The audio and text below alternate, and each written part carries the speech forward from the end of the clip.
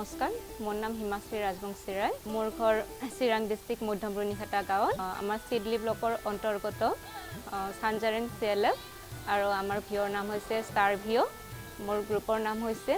সৰস্বতী মহিলা SSG তাৰে মই সদস্য হয় 2016 চনত গ্ৰুপত সোমাইছিলোঁ গ্ৰুপত সোমাই কিনে মই বহুতখিনি সুবিধা পাইছোঁ তাৰ গ্ৰুপৰ পৰা লোন লৈ মই বহুতখিনি কৰিব পাৰিছোঁ প্ৰথমে মই এই দোকানখন